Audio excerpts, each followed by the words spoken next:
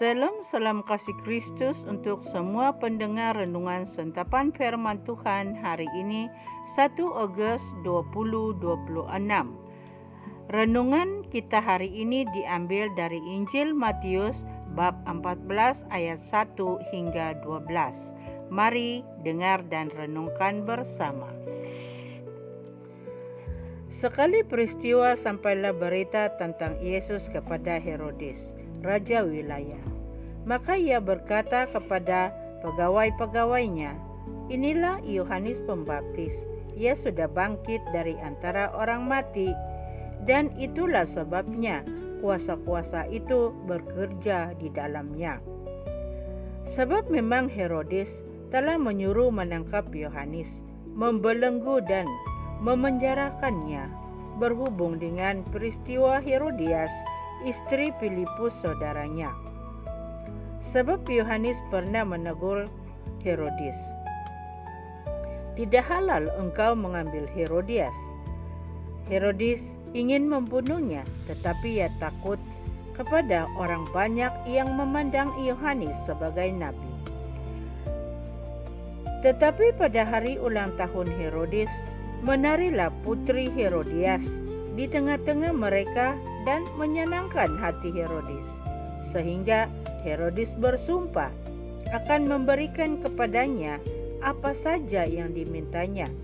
Maka setelah dihasut oleh ibunya, putri itu berkata, "Berikanlah kepadaku di sini kepala Yohanes Pembaptis di sebuah talam."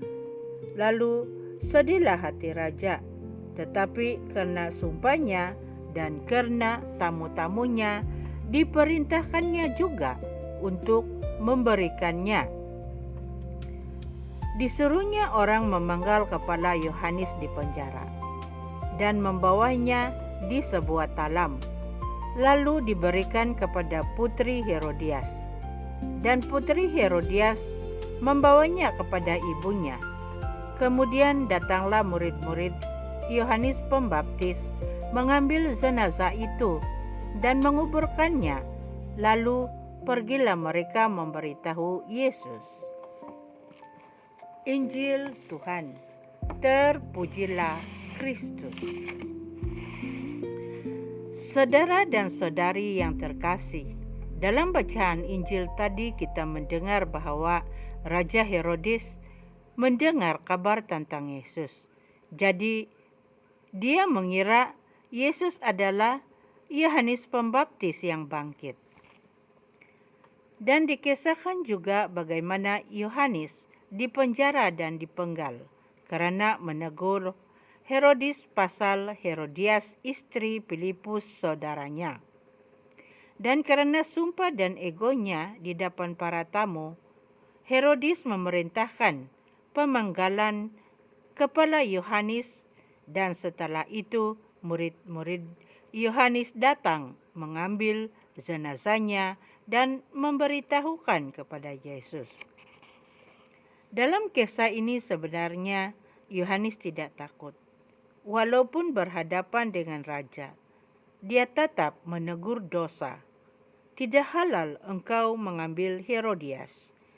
Nah, saudara dan saudari, kebenaran memang menyakitkan, tapi diam terhadap dosa juga bukan kasih. Tuhan memanggil kita jadi suara nurani di keluarga, di tempat kerja, dan dalam kelompok. Sebenarnya Herodes segan pada Yohanes dan tahu dia itu orang benar. Tetapi karena sumpah di depan umum campur takut kehilangan muka, maka ia pilih membunuh. Kita juga begitu, demi jaga marwah dan ego, rela mengorbankan iman. Dan setelah berita itu sampai kepada Yesus, dia pun menyingkir ke tempat yang sunyi. Dia pun ikut berduka. Begitulah Tuhan Yesus. Dia tidak pernah meninggalkan para saksinya. Oleh itu, jangan biarkan sumpah kosong, keegoan, atau tekanan sosial membuat kita menyerah dan akur pada perkara yang tidak benar.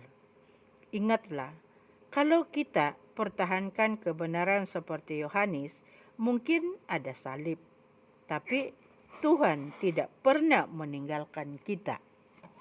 Oleh yang demikian, jangan biarkan ego dan maruah menutup pintu berkat Tuhan dalam hidup kita.